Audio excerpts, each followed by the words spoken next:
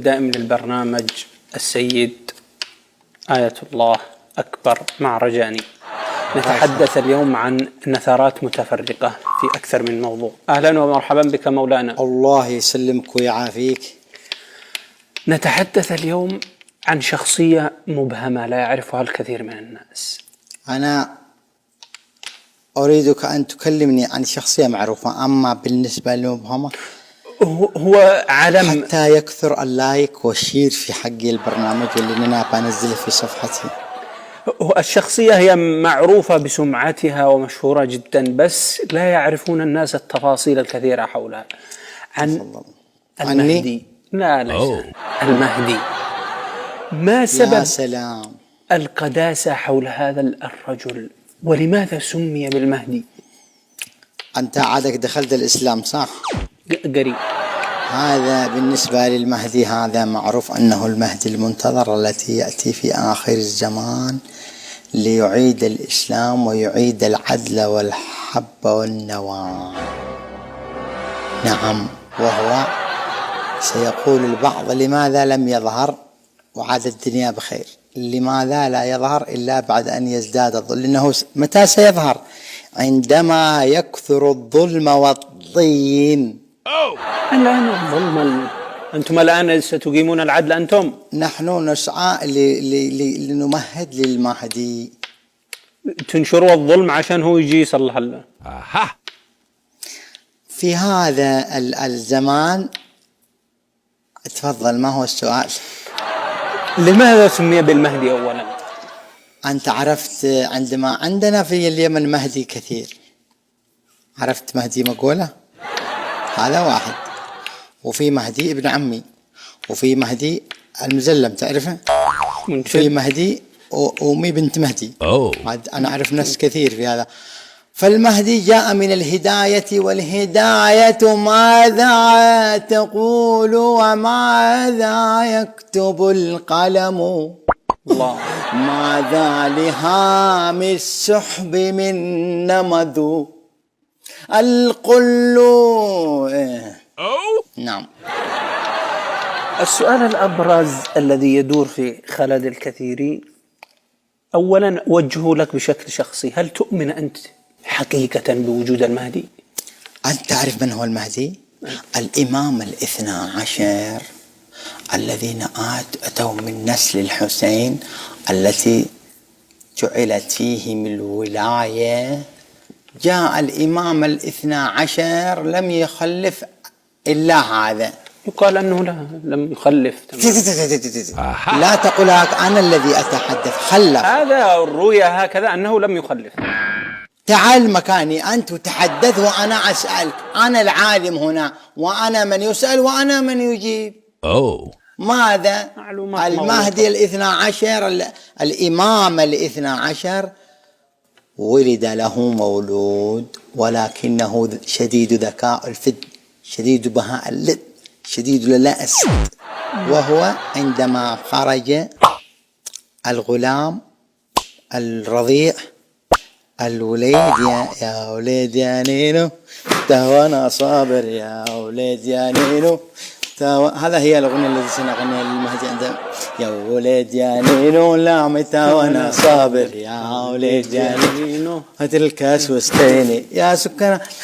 هكذا حتى يخرج من مكانه. فإذا لازم كل يوم الحارس يغني له هذه الأغنية يا ولد يا نينو لا متى وانا صابر يا هذا هو المهدي. تؤمن أنت بالمهدي إيمانا قطعيا؟ أنت ما لك دخل بإيماني، أنا علي نحن هذا دين يا حمار. الذي لا يؤمن به فهو كافر، يجب الإيمان به، يجب قتله. الذي لا يؤمن به يقتل. نعم. هذا سيأتي عندما يزداد الظلم، ونحن الآن الحمد لله نزيد، يعني ناس يزيد الظلم. لسنا نحن. أنتم تنشرون في كل مكان. في اليمن، في العراق، لا لسنا نحن السعودية هم الذين يسعون. أنتم تشعلون النيران في كل مكان والظلم حتى يخرج المهدي وبعد عنشد.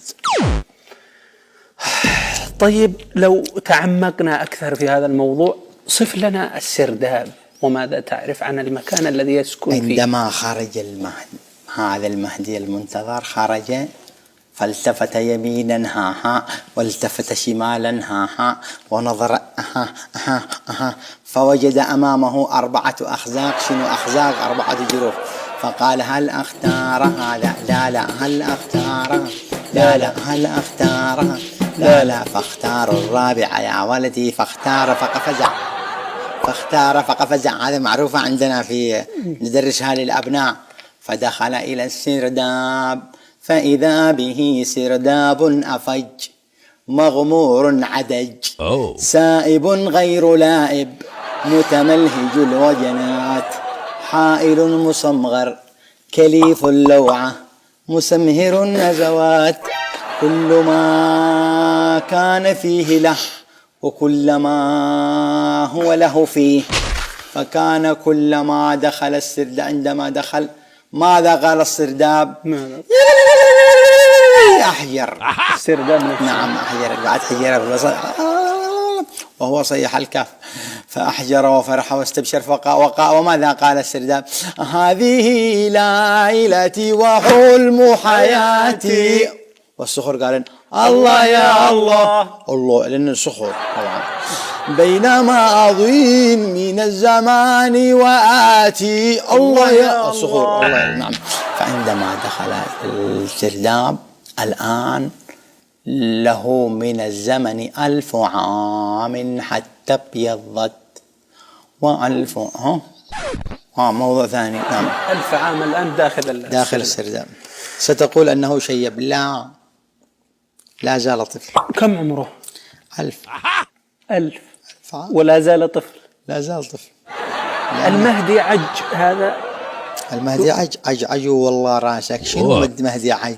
مكتوب عندي المهدي عجوا بطنك. عجل الله خروجه. المهدي عج. أنتم تكتبوا محمد صلى كذا صلعة وهذا نفسه عج يعني وما معكم إلا أنتم. نعم اختصارا. متى تتوقع خروجه؟ أتوقع خروجه إن شاء الله. إذا خرج ماذا ستفعل أنت؟ طبعا دائما ننتظره بفرس في الباب. والفرس إلى الآن لا زال؟ كيف لا زال؟ قد ذبحنا يمكن قد 200 يمكن 5000 فرس ولم يخرج. وأنا أدري البعض يقول لماذا لم تكن هناك فرس يخلقها الله تستمر معه طوال فترة. ولكنني أبشرك أن كل الخيول التي تنتظره هي من نسل خيل الوقواق ابن سملق. خيل هذا قديم أثري. هذا كان المرافق الشخصي حق ذو القرنين ولا زال إلى اليوم. لا زالت سلالته إلى اليوم وهي أيضا من سلالتها الفرس حق الإمام علي طبعا. يتهمكم البعض بأن هذه خرافة. خرفوا راسه وراس أبوه أنها أشياء خيالية. كذب لعفك أنت وياه. والله ما خيالي ابن خيالي إلا أنت. ونحن الدين الحق أنتم المغفلون. أنتم تكذبون على الناس في كل شيء. تسمى الأشياء بدون مسمياتها. التقيا الكذب تسموه التقيا والخمس تدفعوه لكم وتسموه أنها أنتم أهل له. والزكاة لكم. والدين لعبتم به. والثوابت خربتم وابتدعتم ونشرتم الحروب أنتم ما هذا البرنامج. ما هذا لا. أنا مليت يعني خلال البرنامج أسايرك وأمشي معك لكن زاد عن حده. إلى متى تستمرون هكذا؟ والبكاء هذاك يا وسخ. البكاء هذاك يعني كله كذب. أنا أبكي على الدين أنكم لعبتم به. أنكم جعلتموه مسخرة. يضحك العالم عندما يسمعوا دروسك يضحكون منك. سخرية. لعبتم بالدين. صح. أود أن أبلغك شيء. تشتي تبلغني شيء؟ بلغك الله زيارة الحسين إن شاء الله. بتبكي من الماء التأثير. نعم أود أن أهمس في أذني. أهمس. لا الله. هذه العمامة الخبيثة. ما هذا؟ لعنة الله. ما هذا؟ ماذا تقول؟ أنا لا أتكلم إلا حقيقة. ما هذا الذي نشرتموه للناس؟ ما هذه العمامة التي تخادعون بها الناس؟ ملوا 30. لا والله أنا 30 حلقة. كلامك حق. 30 حلقة وأنا أمل وأنا أستمع إليك وأقرب الناس لك. كيف يستمع المشاهد هذا؟ أنا بعده. لماذا الكذب؟ مشاهدينا الكرام، أعتذر عن كل كلمة، عن كل حرف قاله هذا الرجل. إنه يكذب، يسمي الكذب والخداع تقيه، الزكاة له، الخمس له، المتعة، كل شيء لعب بالدين لعب، ويرتدي هذه العمامة التي لا تستحق إلا لعالم جليل يتكلم بالصدق والورع. ابعدها. أعتذر لكم وأتمنى ألا تستمعوا إلى كلمة منه. وهذا البكاء الذي بكيت إنما هي دموع حرقة. لا بد من أن ننتظر يا صاحب الوجه الحسن، يا صاحب الوجه الحسن. وترى القلوب